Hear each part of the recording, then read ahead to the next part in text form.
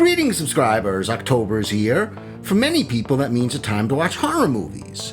And one of the most iconic horror villains ever is Freddy Krueger of the famous Nightmare on Elm Street series. Today, I thought I'd go over every Freddy Krueger movie in the style of my two favorite critics growing up, Siskel and Ebert, who would either vote thumbs up or down for every movie they reviewed. What I'm going to say today is only my opinion, and I always have the right to change my mind someday. A warning, there will probably be some spoilers here, but otherwise, I'd like to get started. 1984's A Nightmare on Elm Street. This movie is now a classic. Written and directed by Wes Craven, it's about a group of teenagers in the fictional suburban town of Springwood, Ohio, who have to figure out what's going on around them. Why are these different teenagers seeing the same man in their dreams? And why are they suddenly dying in their sleep? I think it's a very well-crafted script about how these teens led by Nancy Thompson solve the mystery. The basic idea of Freddy's origin is just insanely original. If I could sit down with someone who's never seen the movie but just wants to hear me give a plot description, then I definitely have a good story to tell them.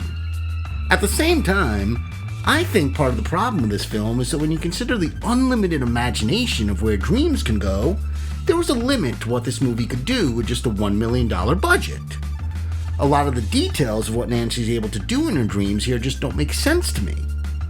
And I find a lot of the suspense to be good but not great.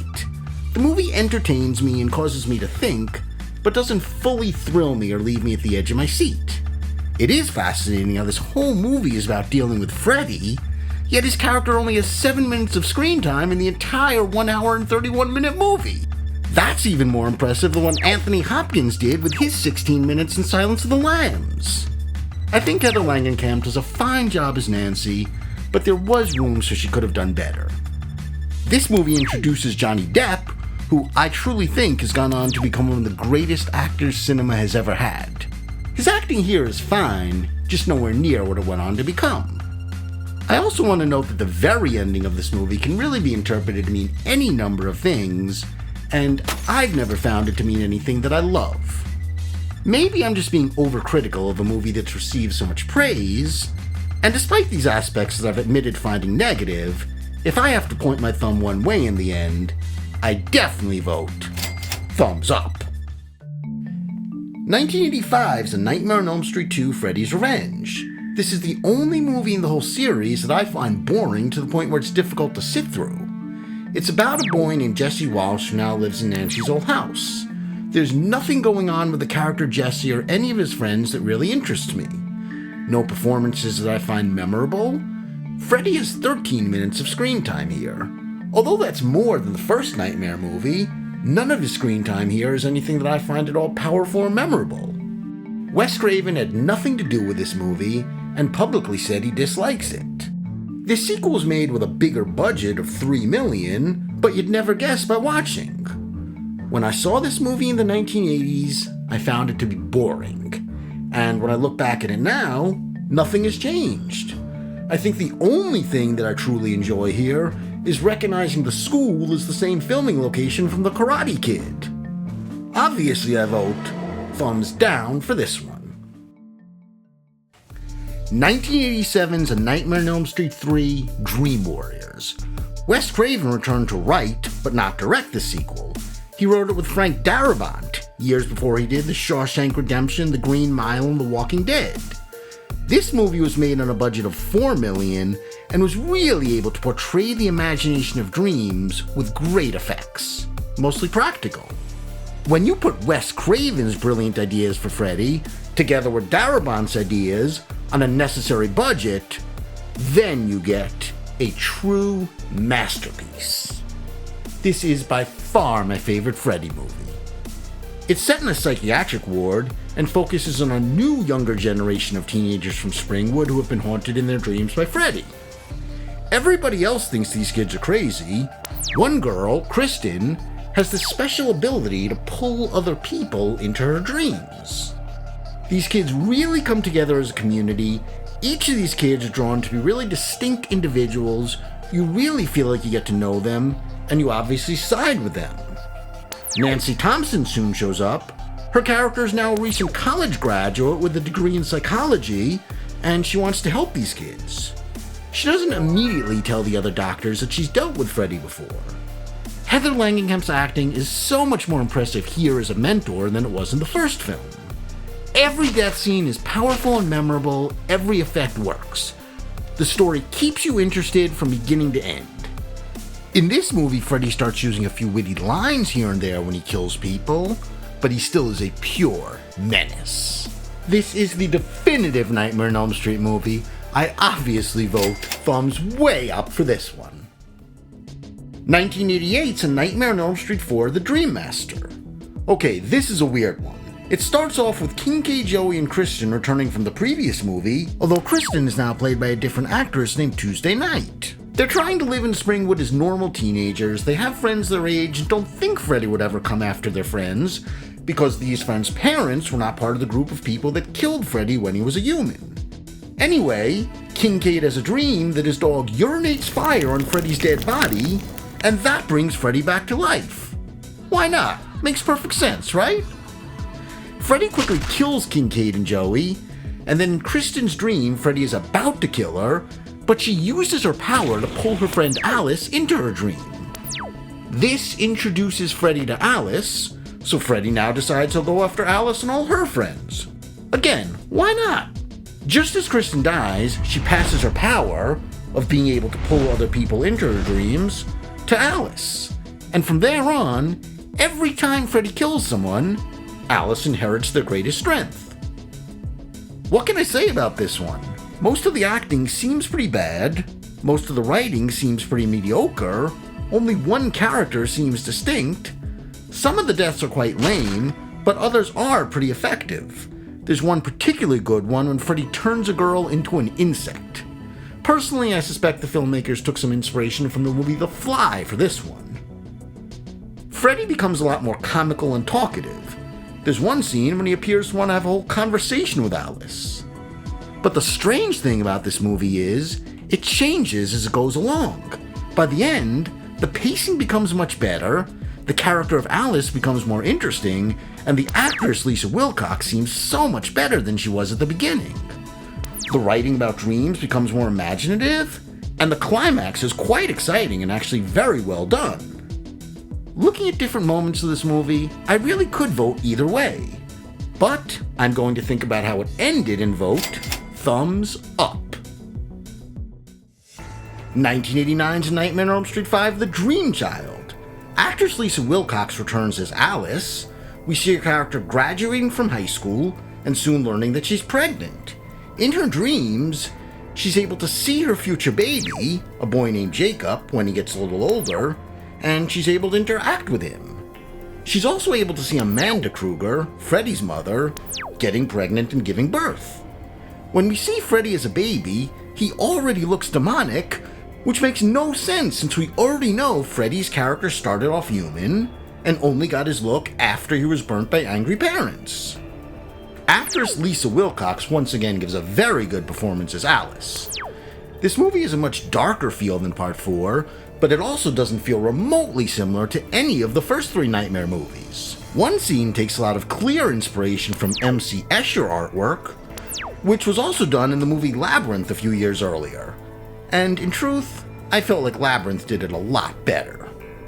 Anyway, as I watch this movie, I feel like what I'm watching is not that good, but I suspect that something interesting is coming right around the corner. But then it just never does. When the movie ends, I say, that's it? It's over? It ends leaving me feeling very unsatisfied. I suppose I should have already mentioned, of course this movie starts off with introducing a new set of friends Alice has, who one by one get killed by Freddy. And they're probably the least interesting characters of any movie in this series. There is one gross scene of Freddy stuffing a girl to death with food she doesn't want to eat. That should please any gore fans. There's one character who loves comic books and amateurishly draws his own superhero. Then in his dream, he becomes that superhero. And at first he thinks he kills Freddy, but then Freddy comes back as Super Freddy and kills him. Now, anyone familiar with my channel knows just how much I truly love all different kinds of superheroes. And believe me when I tell you, I also love horror. So this scene sounds like it should be such a treat for me, but it isn't. It's just lamely executed, as is this movie's climax, which does not tie things together well.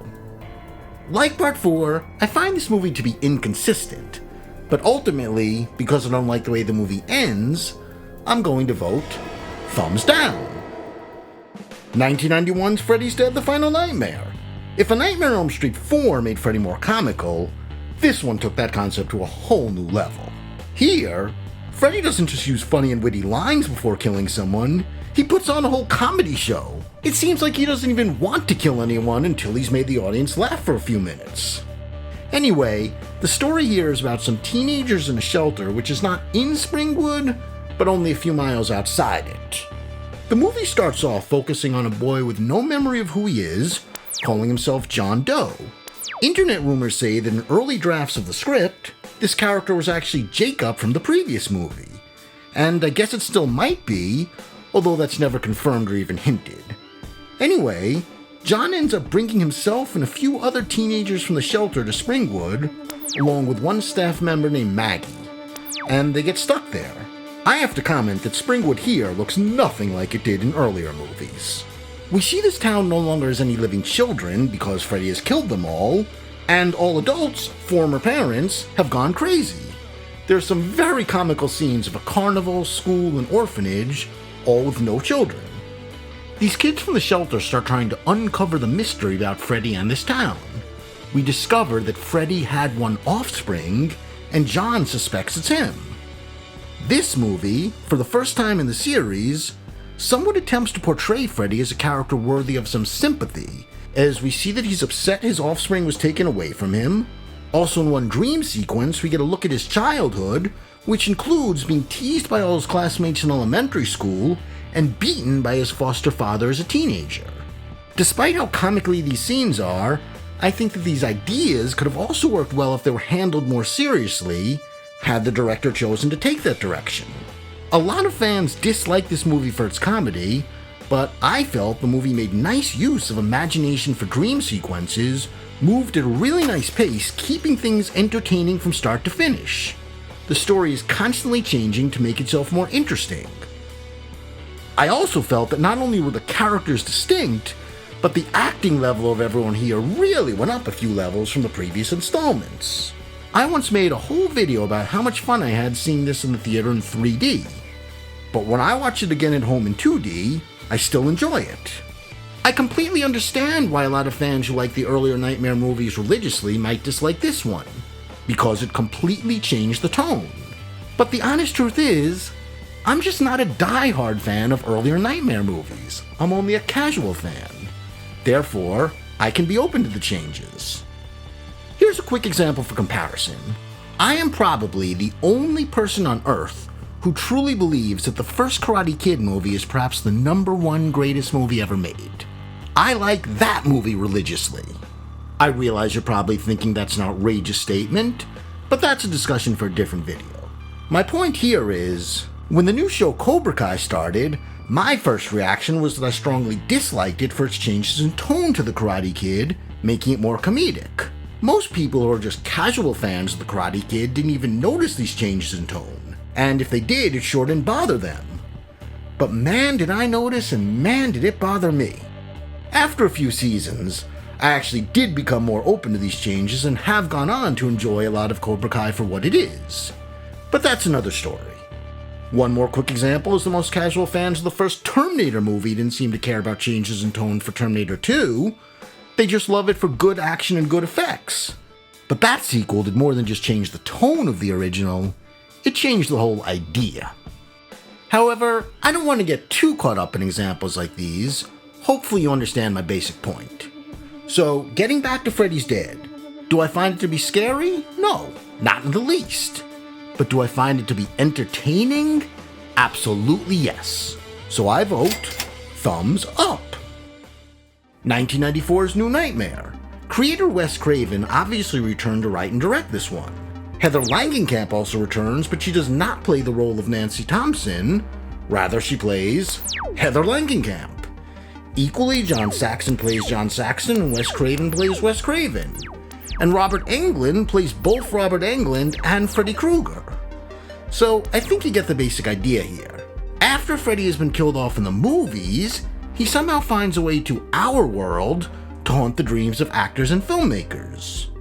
In this movie, Heather Langenkamp has a son named Dylan, played by Miko Hughes, who horror fans will recognize as Gage from Pet Sematary. And he has a pretty major role here. I think Craven had a really interesting basic idea for this movie, but he didn't know where to go with it and what to do in details. Wes Craven definitely proved himself to be a genius so many times in so many different movies. But this time, it just did not click with me. I know that a lot of Freddy fans really enjoyed this movie, and I'm happy for that. They see something in the movie that I just don't. But I watched this movie when it first came out, and now I've watched it again to make this video, and it simply never worked for me. I appreciate that Craven tried to take the character in a new direction, and I will say that I like the new look Freddy has here better than his classic look, but all in all, I have to vote thumbs down for this one. 2003's Freddy vs. Jason. This was a battle that fans had wanted to see for so long. I remember back in the 1980s, fans were already talking about how awesome it'd be if someday this could ever happen. Then when 1993's Jason Goes to Hell ended, we saw Freddy's glove pulling Jason's mask in the ground into hell, telling fans that this movie would indeed someday happen. I think most of us thought it'd take way less than 10 years, but whatever. The studios hired Chinese director Ronnie Yu, who had recently impressed people with Bride of Chucky, adding a level of comedy to the Child's Play series. I remember seeing this in theaters with friends opening weekend. The whole crowd was cheering out loud that this popcorn flick delivered everything we hoped for. I had such a great time then. But I just watched it again to make this video, and to say the least, the movie is completely different than I remember it. The plot was pretty forced. Freddy believes he can't haunt dreams of kids in Springwood anymore because kids there don't have any fear left. So Freddy resurrects Jason and sends him to Springwood to kill kids, putting fear in them again and paving the way for Freddy's return. But then as Jason starts killing kids that Freddy wanted to kill, Freddy gets mad at Jason and wants to fight Jason directly. Really? The writers couldn't have thought of anything better than that? The new generation of kids on Elm Street were not interesting or memorable at all. I recognize a lot of the cast members from other things. One of them was played by Catherine Isabel from Ginger Snaps, another Kelly Rowland from Destiny's Child. There was Monica Keena, who I've seen in a lot of other things, and this guy making a quick appearance in A Nightmare is the same actor who once played Scott Farkas in A Christmas Story. But recognizing these people from other movies, TV shows, and music groups is not enough. I want them to do something good here. They don't. I know this was just intended to be a fun popcorn flick. I was never expecting it to be a cinematic masterpiece, though I was expecting it to be better than King Kong vs. Godzilla or Dracula vs. Frankenstein. And I guess technically it was, but not by enough. Now, if I had to pick what I did like about this movie, I'd say there were a few funny death moments.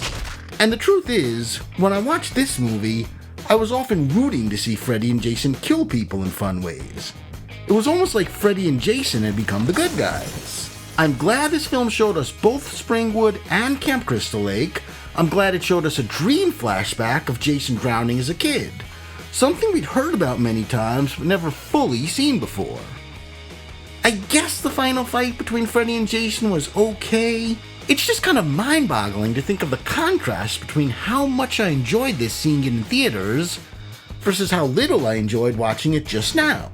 Maybe if I watch it again someday in the future, I'll enjoy it more again. But based on how I feel at this moment in time, I have to vote thumbs down. 2010's A Nightmare on Elm Street, the reboot. Here, the filmmakers really just repeated the basic idea of the first movie without being quite a beat-for-beat remake. Virtually nothing in this movie was an improvement over the original. The basic look of this new Freddy is unintentionally silly. He spends time talking to people before killing them without being funny, just trying to be serious. It does not work.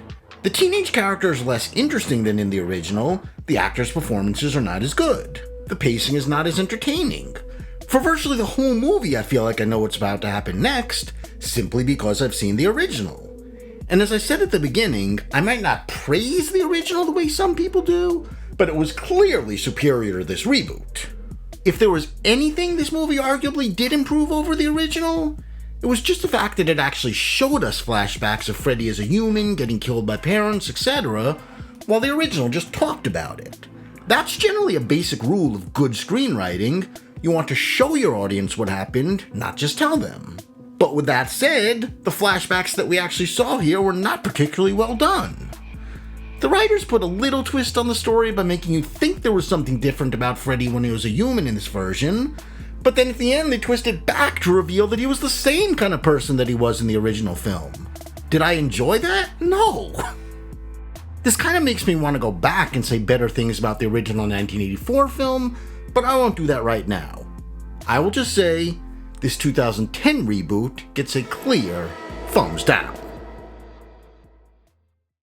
Okay, so that about concludes what I want to say about the Nightmare on Elm Street movies, but before ending this video, I just want to quickly acknowledge that from 1988 to 1990, there was a TV series called Freddy's Nightmares, which had 44 episodes during its run of 2 seasons.